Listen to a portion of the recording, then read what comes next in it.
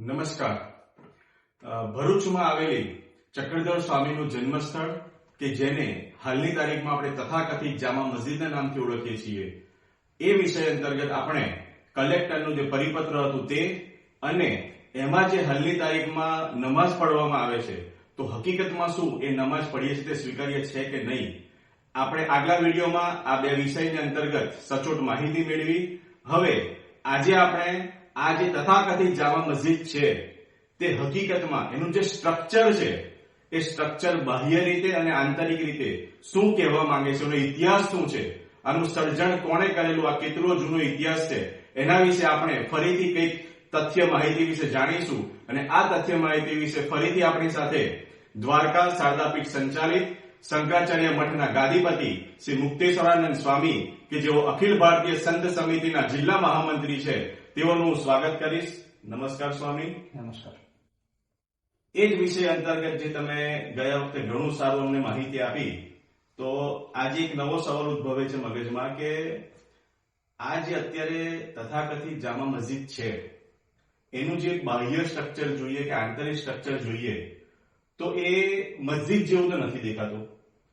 તો શું આનો ઇતિહાસ શું છે, આનું સર્જન કેવી રીતે થયું છે, તમે જરાક આની પર પ્રકાશ પાડો તો જે લોકોના મગજમાં અત્યારે એવું છે કે હકીકતમાં મસ્જિદ છે જે નથી, તો એનો ઇતિહાસ શું છે કંઈક અમને જણાવશો. બિલકુલ. તમારો પ્રશ્ન અને સમાજને અંદર જે ભ્રમ છે એની પર જો વાત કરું તો થોડા ઘણા આની મારી પાસે જે તથ્યાત્મક આધાર છે. તો એક છે ઐતિહાસિક સંશોધન કરીને ગુજરાત સાહિત્ય પરિષદ દ્વારા પ્રકાશિત થયેલી પુસ્તક છે જેના લેખક દુર્ગાશંકર કે શાસ્ત્રી, જેમણે આખા બધા વિષયો પર એમણે એક પુસ્તકનું રચના કરી છે, જેમણે 1941માં આ પુસ્તકની રચના થઈ હતી.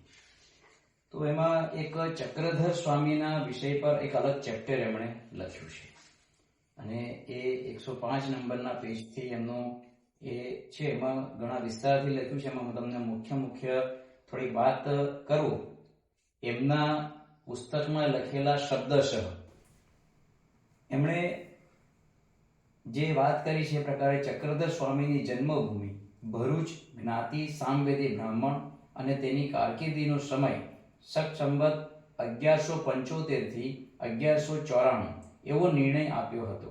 પછી 1931માં શ્રી હેમેન્દ્રી ઉર્ફે હેમાંત પંત નામનું પુસ્તક, એની અંદર આ ચક્રધર સ્વામીના વિષયમાં એટલે એક લેખ આવ્યો છે. અને લેખમાં વિશાલદેવ નો ઉલ્લેખ પણ એમાં કર્યો છે.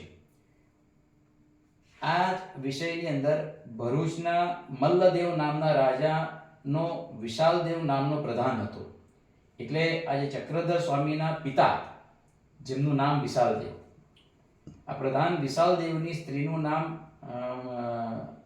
માલહનબાઈ હતું અને વિશાલદેવ અને માલહનબાઈથી હરિપાલ દેવનો જન્મ થયો. એટલે ચક્રધર સ્વામીનું જે પૂર્વ આશ્રમનું નામ, એટલે એમ કહી શકાય કે એ જ્યારે એ સંન્યાસ જીવન પહેલાનું જે નામ હતું એ હરિપાલ દેવ હતું. જેમનો હરિપાલ દેવનો જન્મ થયો તેનો સામવેદી લાડ બ્રાહ્મણ હતા. આ હરિપાલ દેવના જન્મ વિશે એવું કથા છે કે પ્રધાન વિશાલદેવના ઘણા વર્ષો સુધી પુત્ર સંતતિ થઈ ન હતી. પુત્ર સંતતિ માટે તેમણે પુષ્કળ દાન કર્યું પણ પુત્ર મુખ દર્શનનો સુયોગ આવ્યો નહીં. છેવટે એવો તીર્થયાત્રા માટે વારાણસી જવા નીકળ્યા.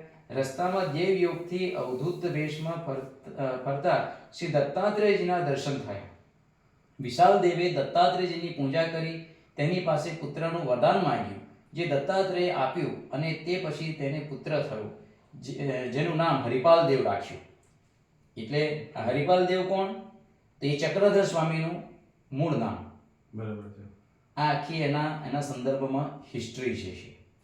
તો આ થઈ હરિપાલ દેવ. અને આની અંદર જે કહેવાય કે આગળ જતા અલ્પ વયમાં તેમનો હરિપાલ દેવ ગણીને વિદ્વાન થયા અને તેનું કમળાબાઈ નામની એક બાઈ સાથે લગ્ન કરવામાં આવ્યો.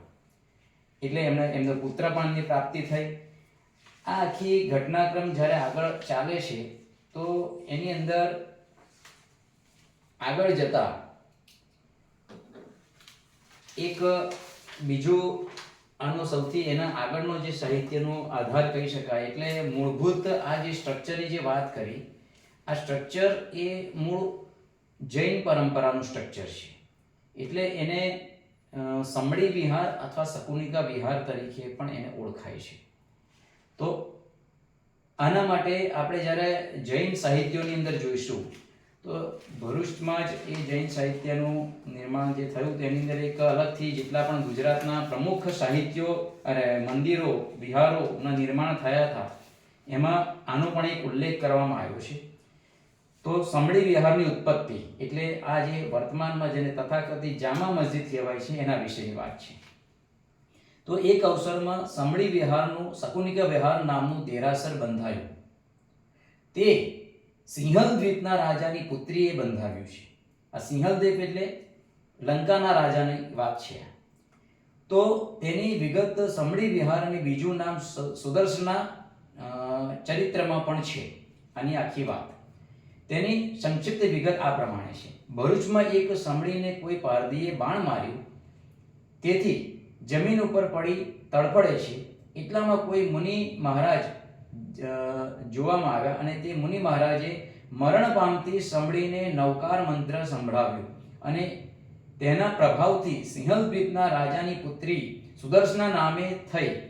એ એક વખતે ધનેશ્વર નામનો શ્રાવક એટલે વેપાર કરવા માટે વાહણો ભરી સિંહલ દ્વીપ ગયો છે. ત્યાં રાજસભામાં બેઠો તેને છીંક આવતા અરિહંત શબ્દનો ઉચ્ચાર કર્યો.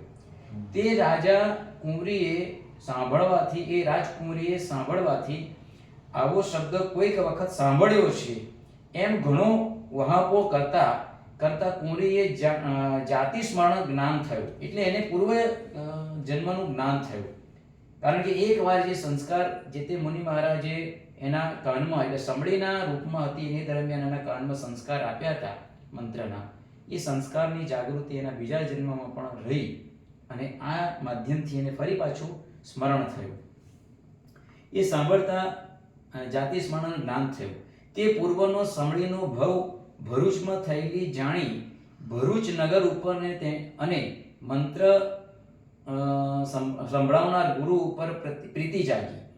એટલે એ સ્થાન અને જે દ્વારા એ મંત્ર જેના માધ્યમથી જે મુનિ મહારાજને તેના પ્રત્યેનું પ્રીતિ જાગી. એમને પિતાની રજા માગી 700 વાહણ ભરી ધન લઈ ભરૂચમાં આવી ગુરુના ઉપદેશ પામી એક મોટું દેરાસર બંધાવ્યું. ઇત્યાદિ બાંધકામ જે છે એટલે આ જે બાંધકામ છે ઇત્યાદિ અધિકાર છે એ દેરાસર વિક્રમ સંવતનો સમય વ્યસ્ત થયું હતું. એટલે વિક્રમ સંવત અત્યારે 2082 ચાલી રહ્યું છે. તો જે તે સમયે વિક્રમ સંવતની શરૂઆત એટલે 2000 વર્ષ પૂર્વ 56 વર્ષથી વિક્રમ સંવતની શરૂઆત થઈ છે. એટલે આ જે સ્ટ્રક્ચર છે, આ જે આખું બાંધકામ છે ઓછામાં ઓછું 2000 વર્ષ જૂનું બાંધકામ છે. અને એને બંધાવનાર આજે મેં તમને વિગત કહી એ પ્રકારે છે બેસતું હતું. ને તેનો ઉદ્ધાર અત્રિ ભટ્ટે કર્યો છે. તે આગળ કહેવાશે. એટલે આની એક ક્રમ એ શરૂઆતમાં બંધાવનારથી એ અને ત્યાર પછી એનો ફરીવાર જીર્ણોદ્ધાર થાય છે. એ જીર્ણોદ્ધારની પણ વાત આની અંદર કરી છે. તો એ પણ તમને એના જ જે શબ્દ છે એ પ્રકારે હું કહીશ. તો હેમચંદ્ર આચાર્ય મહારાજ શ્રી પણ ઉદ્યાન પ્રધાનતા અવસર વખતમાં ભરૂચ પધાર્યા હતા. તેમણે શેત્રુંજયનો અને ભરૂચના શકુનિકા વિહારનો જીર્ણોદ્ધાર કરવાનું કહેતા ઉદયન નામના દીકરા આમ્રભટ્ટે આશરે સંવત 1200 અત્યારે સંવત 2082 ચાલી રહી છે એટલે આજથી લગભગ 800 વર્ષ પહેલાની વાત છે. તો આ 1200 માં જીર્ણોદ્ધાર કરાવ્યો. પ્રતિષ્ઠા વખતે કુમારપાળ રાજા અને ભરૂચ તે વખતના રાજા એટલે કુમારપાળ રાજા જે હતા એ જેના અંદરમાં આ આખો લાડ પ્રદેશ જે આવતો હતો તો એ પણ અહીંયા ભરૂચ આવ્યા હતા. આ પ્રકારનો ઉલ્લેખ પણ એમાં કર્યો છે. આવા ઘણા દસ્તાવેજી આધારથી આપણે એને એવું કહી શકાય કે વર્તમાનમાં જેને તથાકથિત જામા મસ્જિદ કહેવામાં આવે છે કે જે 14મી સદીમાં અલાઉદ્દીન ખિલજીના સમયમાં એને મુસ્લિમ શાસકો દ્વારા પોતાના કહેવાય ને કે સાનિધ્યમાં લીધી, જીતીને, હરાવીને અને જે કંઈ આક્રમણ કરીને.